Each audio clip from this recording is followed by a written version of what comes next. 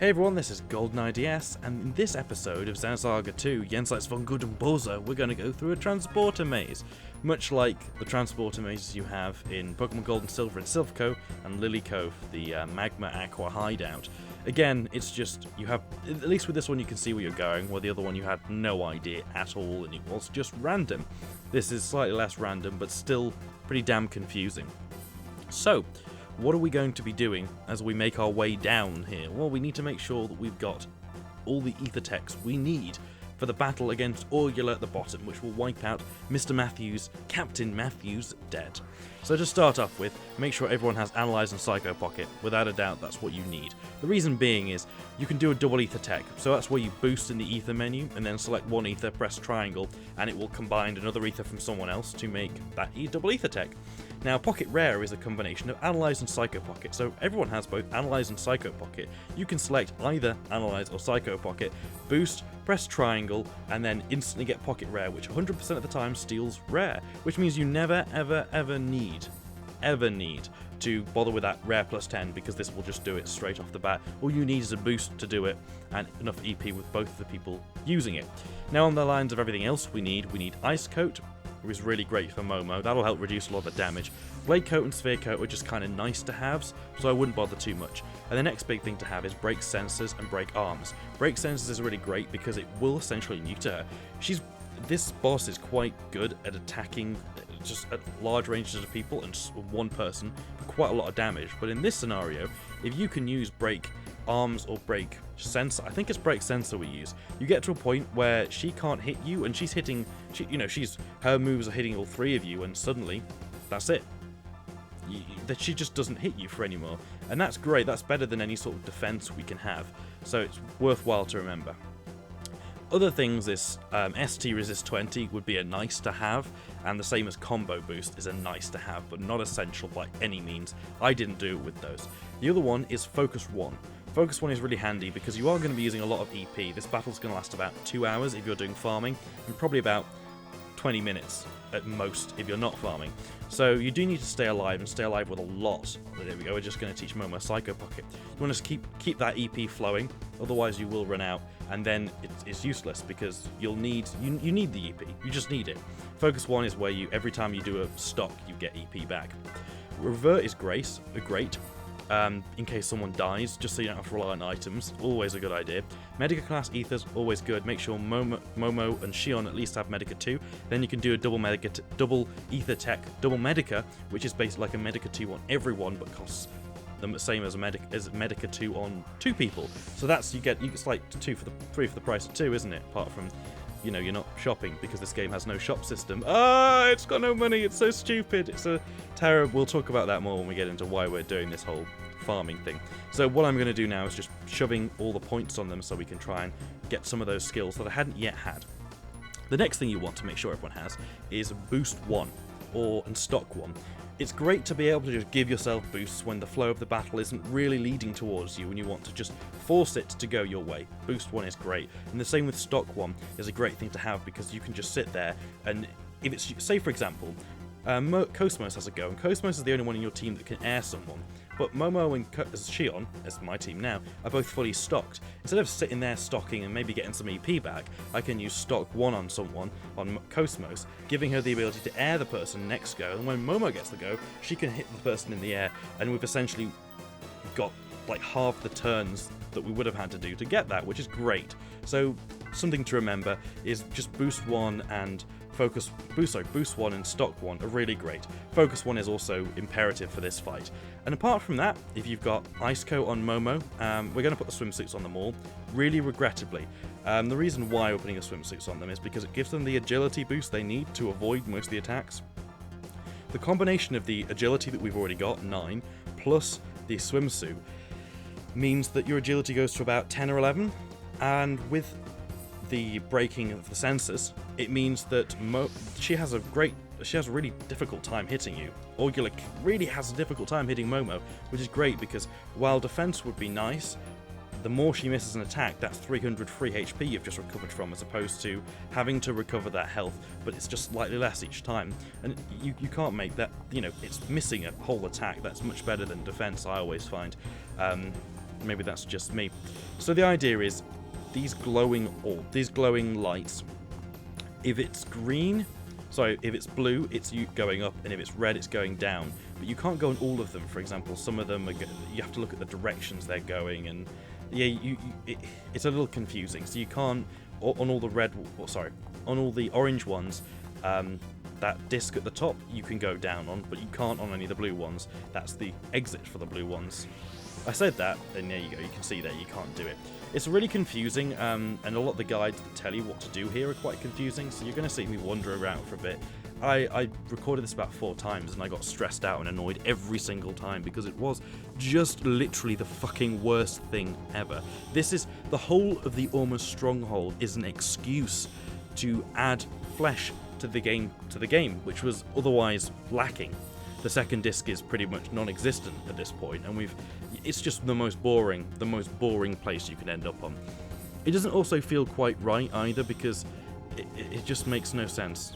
It just makes no sense being in between 2 black holes. Even if there's a path where gravity kind of equals itself out, I thought black holes just rip things apart, so things either side of that equilibrium would just be ripped anyway, leaving maybe some debris floating in the middle. But if anything's being ripped from the ship, chances are that debris will have momentum and will move slightly into the path of one of the black holes and then get sucked up, and then you're done. Maybe it's the fact that the ship has the logical drive, which we don't totally understand at this point. Okay, so enough bullshitting about how much this whole area makes no sense. We've got 2 enemies. We've got the Vive 2 prototype, or Vivi, and the Calx 2 prototype. The Vive is the woman-looking thing. It's a biological enemy, so I'm guessing it's some horrific biological experiment. There really is no more to know than that. The Vive 2 prototype is basically the one that Momo will be taking out, because it is weak 2. I'm just getting the page on the guide. Vive 2 prototype is massively weak against ice and physical moves. So if you could have someone who's good at physical moves like Cosmos and put ice sword on her, you're going to be doing tons of damage. But it's also quite weak against Aura, so that's a great thing to have. And also massively weak against Slash and Pierce. And since Momo's got Pierce, it's 1.5 times weak against that, so you just go for that. Now the Calx, which is the blue hulked down man version, which sounds like an old man, the other one sounds like a squealing young girl, which is worrying, but they're both taller than you. I mean, they're colour coordinated, aren't they? It's a manly pastel pink, a manly pastel blue colour, and a red colour for women, because, I don't know. I don't understand these enemies. These enemies don't really have any meaning to be here. We'll go into that later on when I've just covered the Calx weakness. These enemies are also used later on in the next dungeon, which shows you how much they really tried. It's just atrocious. Just absolutely atrocious. They were using the same one. It's exactly the same sprites as well, I think. They're just slightly... They're just palette swaps, with some of the back end changed. So what do you want to use against the Calx? Well, Beam is great against it. Electricity is great against it. Fire's great against it. So basically, you just give it to Xion, and once it's aired by Cosmos, Xion will just tear into this. So that's what you want to work towards. At this point, we're just fiddling around. It's important to also mention that while I'm playing this, the game is lagging by about 20%. There you go, there's the double lethal tech I mentioned before. And because the game is lagging by about 20%, it means it appears that I'm very slow. I'm not actually that slow, although I was a lot slow. I was slower in this episode because I was completely horribly frustrated with this area, and the frustration's going to come out in this commentary now, and the frustration's going to come out in a lot of the things that I'm going to point out that's wrong with this game in this episode. And I think it's important to do so, because I do like to sing Xenosaga's praise / suck his cock, because most of the rest of the games are quite good, whereas this is not so much, but does have some really great elements, like the battle system. But one of the biggest problems with the battle system, or at least one of the worst things from a purely looking at it like you are now point of view, is you can see Momo's status infliction. From looking at that status infliction, can you tell me what it is? Oh, you can't? You can't tell what that status infliction is? Oh, why is that? Surely you want to be able to know the status infliction before you have to look it up in a menu. Oh, wait. That's because there's no discernible difference between any of them. They're just an orb floating above your head. Now, alright, the moves which inflict them tend to tell you in a little bracket that they inflict L poison, but it shouldn't have to be a small subtext about what the move is that defines them. I should also mention their breakpoints quickly. The Calx 2 prototype is a CB, and the Vive 2 prototype is a BB. Which, yeah, there you go. Double B and CB. So that's great. So the next thing to remember, which is what we're talking about, is the horrific... Yeah, they also have that whole L and H thing, which is where the only discernible difference between the orb is the colour gets redder the worse it gets, which is a heavy infliction or a light infliction. That's all well and good, but let's just take Persona 4. I've been playing a lot of Persona 4 recently, so that should be a good game to work against.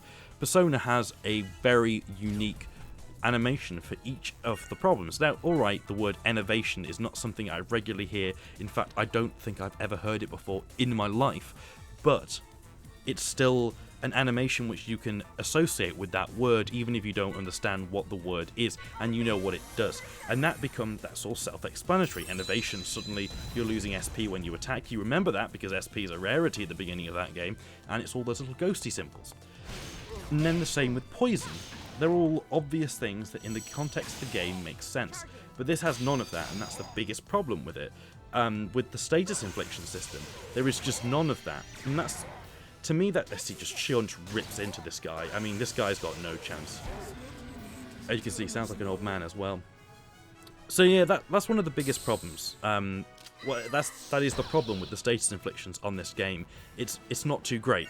I actually can't remember if Xenosaga 1 had a lot of status inflictions. I think it did, and I think those were better than in this game.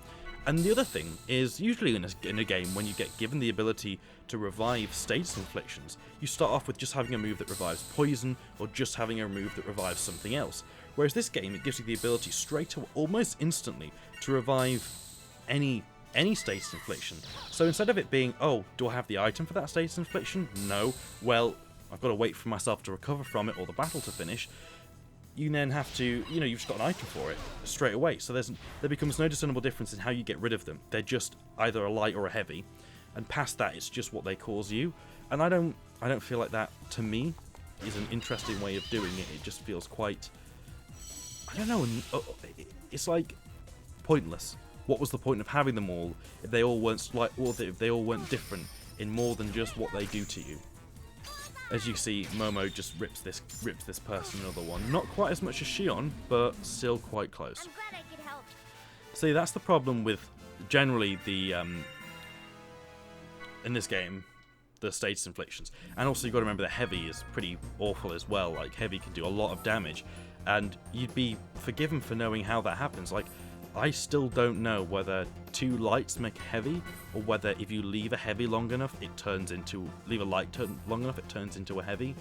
They're all things that I don't know. As you see, we just gave Cosmos Medica 2, so now everyone can Medica and join in the healing party. So what's the next thing to talk about in the things of, why are we going to, or what are the things we don't like about this game? See there, we don't usually do that red plus 10, whereas before I was advocating we do that, but don't bother now. I do apologise for that, but it's just what happens when you spend like 4 years between 3 episodes of Xenosaga. You don't quite remember what's going on. Okay, so the next thing is, why are we really preparing for this? Now, as all of you know, the next boss coming up is farmable. And let's go into the quest that we're doing this for. Now, this is one of those GS path quests, and it's fucking ridiculous. So 10 million gold is what you need. 10 million gold. 10 million gold. Now, in most games, that's like quite a lot of money, isn't it? You think, well, if I get maybe 200, 300 each battle, or maybe even in Persona where I get 2,000, 3,000 each battle, that is going to take one hell of a long time. Oh, but there's no money system in this game, is there? Enemies don't drop money, they just drop items. So let's think back to Persona. Again, a good comparison. Enemies drop a load of items, and they also drop money. I just swallowed my own breath there. Some of those items, if you do a good dungeon run, you could be selling about 400 yen worth of items, on top of the maybe 600 yen you make in that battle. That's probably 6,000 yen. That'd be about 60,000. or 600,000 on a good run. No, it's about 600,000 yen, and you can sell for about 400,000. That's 1,000,000 yen from a good run, and that's a couple of hours. So grinding for this wouldn't be too bad. Think about it, it'll probably take you about 7 or 8 hours to grind for that money, and by that point, you'd be level 100. So there's just no point. You just you get to the point where you've lost all challenge in the game, like I did when I was leveling for the things the quests told me to level up for. So the problem with obviously all of that and how it works is that's great for Persona, and there are issues there with how this quest would work in that game, but enemies don't drop money here. Enemies just drop items, and most of the items are things you can use. Things you can put on things, and things that are useful to you as a human, or as a character in this game. So you've suddenly got the issue where a lot of them are consumables, or expendables, or whatever you want to say, and you'll be using them without really realising it. So suddenly this debt thing becomes quite hard to pay off. I don't have a list of what items are worth what, but they're not worth a lot. In fact, I think the back of this guide probably has a list of them. So let's have, yeah, it does. Yeah, it's a K2's price list, it's called. Now, most enemies, if you get an antidote H, that's worth, what's that? 600 gold. If it was worth 1,000 gold, at least then we'd know we'd have to get 100,000 of those to get a million of those to get, do you see what I'm saying? Very quickly you think, holy crap, this is difficult. So, a Rejuvenator E, which is quite a rare steal from some things, 6,000. Oh, 6,000. So say that's 5,000. To get, yeah, it's a lot. It's a lot. So what sells for the most? Well, you've got a lot of the ES accessories that sell for quite a bit. Some of them are really nice. Some of them sell for 500,000, which is great, but you don't want to be selling those because they're quite useful to you to use. So you get this problem of what is the best way of doing this. And the problem with this quest is that there's no money system in the game. There clearly was at some point. There clearly was, and it was all great, and it was in the code somewhere. Just flipping the book back. Give me a sec. And there was clearly a monetary system in that was designed for enemies to drop it, and there's a transactional system for you to buy things. And if you were able to buy things and sell things, then the game would be a lot easier. If enemies dropped money, it would be, again, like Persona. You're getting double towards this every battle. But you're not, because that was all dropped, and that was all left alone. So what are the ways to do it now? Well, the final boss drops an Awakening 5. The Awakening series sells for 500,000, which is half a million, let's say that. So obviously you need 20 of those. That's great, but bosses only drop them once. The final boss drops them once, but you can repeat the final boss and save afterwards. Now you see what I'm talking about. That could easily be farmed. But wait, that's about 40 minutes per farm. So you're looking at about 16 hours for everything there, and that is a lot of time to spend doing a simple, stupid side quest. And by the end, and you can't skip any of those cutscenes either. So what's the other way of doing it? Well, another way of doing it is just to simply grind, and there are some good enemies in areas where you can grind to get a decent amount of money, but again, that takes almost the same time, that 16-hour period. And we found a segment address, another positive thing I can talk about. Inside here is a secret key which will lock the expansion pack, and that's really great because it allows you to add another armor slot in the game, which is great because that's another thing that they removed. I guess the idea is Xenosaga, this game originally probably had weapons, armor, and accessories. And so all of that were things that would have been sold, like Xenosaga 1 and 3, they all had this system, so why does this game not? Well, it's obvious that it's been taken out. You can see that if it has an armor system, a weapon system, you can see how everything's just put in text menus that don't take long to make. For all the skills that you might have been able to get. I don't know whether that's been expanded upon or the enemy, it's just so annoying how quickly the enemies come back. But yeah, you can see what I'm talking about. It's a shame, because there's no reason why this couldn't have been like Xenosaga 1 or 3, but they just cut a lot of stuff, and sadly the shop system was one of the worst cuts, because it makes this quest would have been difficult with the shop system. Without it, it becomes too difficult. And so I'm going to say now, the other option apart from grinding is to cheat. Just cheat, just cheat. Don't care, cheat it. Just give yourself 99 awakenings, sell them all, apart from the one you need, and then just be done with it.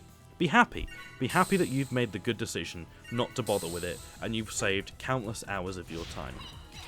Now, what's the best way of doing this? Now, the boss we're coming up to, a minor character by the name of Orgula, that is so minor that when she dies, she fades away and is never spoken of ever again.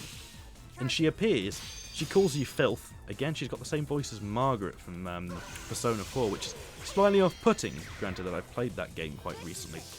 It's all very odd, and as you'll see next episode, very pointless. And all feels like filler for this episode. So, what can you do with Orgula? Well, she has two forms, basically, and she'll switch between each form. And one of her forms has a rare drop of an awakening, which sells for 500,000. You know you need 20 of these to make the 10 million boundary. Oh wait, she keeps switching, and every time she switches, the steel gets reset. So you just have to wait for her to keep switching between forms. It can take about 5 minutes when you're in the flow. Maybe about 8 minutes. I think it's 5 minutes per form, and then so it's probably about 10 minutes per steel. It's not even that, it is about 5 minutes per steel, and so you can do it in about an hour and a half. It's pretty straightforward. It took me about 2 hours 20 minutes, just because I was getting into the rhythm of things and because the emulator was lagging, but 2.5 hours is pretty good, and is by far the quickest way of doing it. So if you're in this area and you haven't yet done this, gear yourself up for this, please, please, please, because you will save yourself just a world of pain by doing it this way. The battle will basically, the idea is you steal 21 because you need to use one of these awakenings, because it gives you double attacks to use with each other, which is great. So after all that ranting, what's it come down to? It's come down to the simple, undeniable fact that this is the best way of paying off Captain Matthew's debt. And if you don't do it here, then just cheat. Simple as. You can even cheat to this, but this is kind of a fun thing to do because you can at least say it was a challenge that you set yourself, but not really if it was anything else. So yeah, just take a deep breath and get ready for the battle down below. It's quite a confusing maze, this one, and I got lost a lot, mainly because I was following incorrect instructions. Yeah, just make sure everyone's got all those skills I've talked about before. I'm not really going to talk about them more. I have a list of numbers: 1, 9, 7, 12, 18, 25, 30 and 21. They are the directions all the way from here down to the bottom of this place. Bearing in mind that if you go to get that segment address, you have to come all the way back to start again, because sadly it's just off. You actually have to go past one of the transporter tubes to get there, so you've lost it pretty much. You can't get back. So again, you want to just keep heading down. Try to follow my directions, although it's pretty awful. The guide gives you a map, and that's where all those numbers correspond to. But there are plenty of places online that will just be able to tell you exactly how to get down, and that's probably your best bet if you're just playing along at home. Not that you would be, because it'll be a year between you playing this game, and you probably would have found someone else who did this game, and just watched that. So yeah, in the meantime it's been since I've actually done this Let's Play. I guess, what would you like me to do with battles like this in the future? I'm more than happy to skip them, or just to completely, just to speed them up. Either or, I don't mind, but please let me know, and I will endeavour to do one or the other. I think it'd be a great idea to probably just speed them up, or even skip them, because a lot of them are just, especially in this area, it's the same 2 enemies all the way through, which is pretty cheap, but the last area was like that as well. I think every area is guilty of that in some respect. So one of the big things I think to notice about is, what do you think has happened to the Gnosis?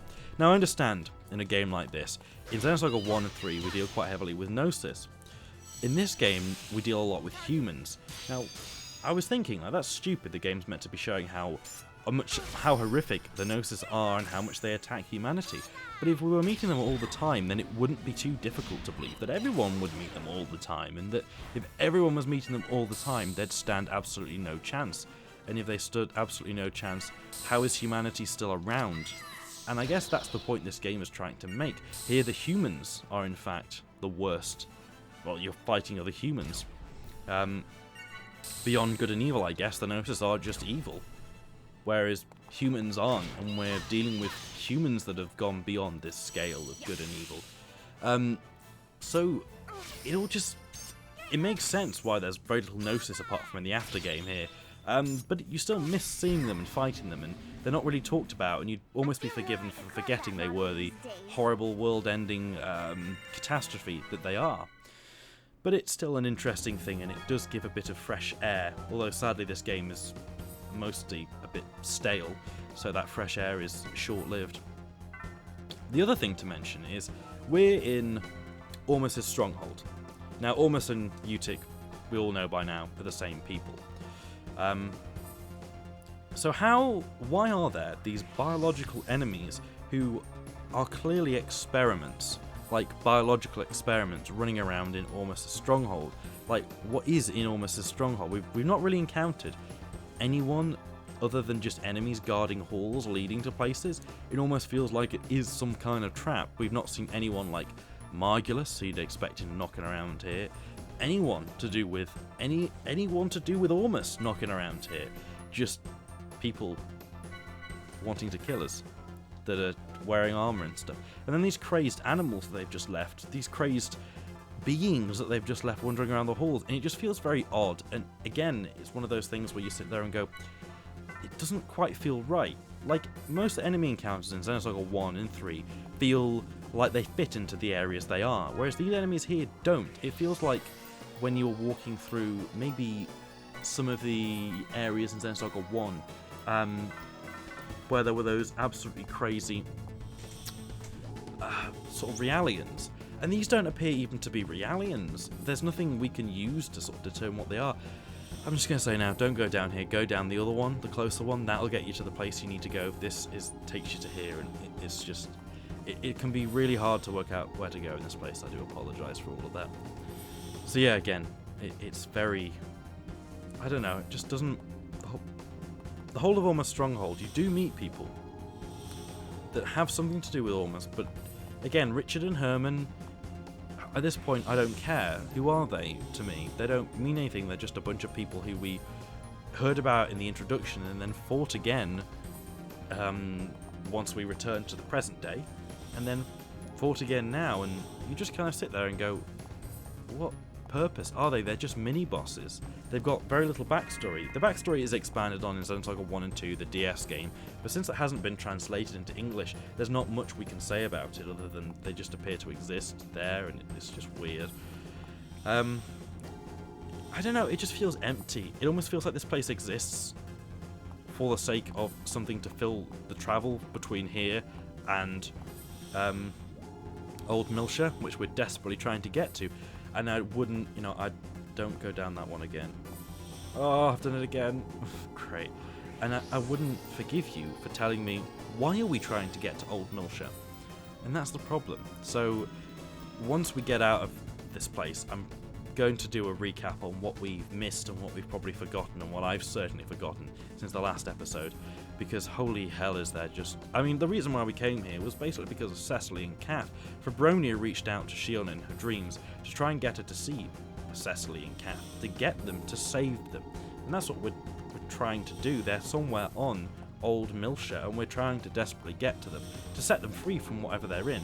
And now, that's great. That was a real driving motive when we first started, and when Shion originally stole the ES Dina, or part of the craft that Kevin worked upon, that then transformed with the bike that Cosmos had that created the ES Dina.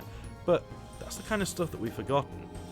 Partially because these episodes took so goddamn long to come out, but mainly, and I think I'm going to push this point because it doesn't involve me forgetting to do something, but mainly because this area is such a drag. Just Ormus Stronghold is it's not even, I can't even say it's the Donald Trump of like areas. It's not. It's just atrocious. It's just boring and dull. But one thing to remember here is if you follow where the enemies are, at least you've got a fairly good idea that you're going in the right direction. I think I've just made my throat go bad from all this talking, but luckily there's only a few minutes left of this episode, so I'm not too fussed by that. Yeah, and the next episode will be solely to do with fighting this and grinding and farming this item. If you'd like, well, what I'm going to do is basically have the whole fight going, and then we'll just speed up once the pattern has been established, and you can skip that if you want to see the end. But again, at the end, as I said, there's no real end cutscene, there's no resolution. She just calls you filth, and then you kill her, and then she fades away and nothing. I don't care about spoiling that because it's so ridiculous that it has no. Like, I'm used to enemies in Xenosaga. I'm used to talking about how, well, that's cool, that's cathartic, so that obviously means da-da-da, like we had in the subconscious domain, but here there's none of that. I haven't even googled what a vibe or a calx is because I expect it to be nothing. I could be pleasantly surprised, but I guess I don't feel like this area has enough of that. The subconscious domains were nicely made, at least, but this is just another grey boxes with lines all over them, and it just doesn't give you the inspiration or the confidence that. Well, it doesn't give you the confidence that there was any inspiration really in this area. And I hate to say that. I mean, we've had block puzzles, which has been one thing. We've had elevator puzzles, another thing. And now I've got transporter puzzles. And those, while they fulfill the whole puzzle thing, it just feels. I know I've said this so many times, and you're probably sick to death of hearing me say it, but it's the feelings that I was given, that I felt while playing this area of the game. And it's a shame because once you've powered through this, you're in the final closing segment of the game. You're at Old Milsha. Everything is set up for the ending of Xenosaga 2 and the rolling on of Xenosaga 3. Now, one big thing I need to mention is there's two things that we need to cover before we get to Xenosaga 3. And I know for a lot of you, you won't know that there is a mobile game release called the Xenosaga Pied Piper. This is one of those old mobile games. It was never obviously released when Android or iOS was around, so gone are the chances of me being able to have a copy of it. It was back in the old days. It was probably designed for a very specific mobile device and is completely unable to be found by today's standards, and probably very difficult to have a phone that will run it, let alone being able to mod it so you could play it or then record from the screen. And so very little exists, but someone did dump the script of that game, and thanks to that we all know the horror and torment that Ziggy went through. And the game's all about Ziggy, and obviously Ziggy was around in the past. See, here we're about to utilise that the stock 1 thing that I was talking about, but I kept forgetting where stock 1 is. So we give stock 1 to Cosmos, and then she can use Cosmos' next go, can flatten, put it in the air, and then Momo will finish it off next go, saving essentially a whole round. So yeah, Pied Piper, about Ziggy, really interesting. And since it has been dumped, the script, it's also been translated, and I really would like to share that with you. But I guess it's how we do that. We could turn it into an audio drama, and I could definitely get people along to do that, but that's going to be quite difficult. And the other one, there are videos already on YouTube about it, thank goodness, but it's the missing year, which is really what we want to have. It covers the year between Xenosaga 2 and 3, and I understand that's not really a spoiler, but that's something that I need to mention before we finish this game, is there is a year's gap between them. And for anyone who didn't delve through Xenosaga 3's database, you wouldn't really understand what happened in between, and maybe understand the torment that happens to quite a few of the main characters. So we're going to be trying to cover that. It has been an English flash released of that, and there's also been non-translated versions, but other people have uploaded videos with fan translations. And what I'm trying to do is get my hands on some of those so we can properly document them. They're all flash game. They're all sort of flash style games. Please, for the love of God, go down the orange one. Please, please, please. And this area's done. So yeah, they're all low quality audio, but it'd be interesting to have on the same channel, so I could feel at least like, oh, here's all the Xenosaga stuff. So Pied Piper, really, being that it was just a script, is very difficult to do much with, and I'd like you to tell me what you think I should do with it, as I'm starting to look at that right now. Anyway, there's no enemies down here, there's just tubes that can take you all the way back up, so do not even go near that one. It's horrifying that I went near that. I literally feel a bit queasy going near that now, knowing how long it took to get down here. So you go down that green tube, and that will take you to the boss, so make sure you're all prepared, make sure you've got everything. Ice Coat on Momo, Focus 1, Revert, Medica, Boost, Brake Sensors, all that jazz, and get yourself ready for the final battle. See you guys then. Take care. Final battle, I mean? Yeah, the farming battle, the 2-hour battle.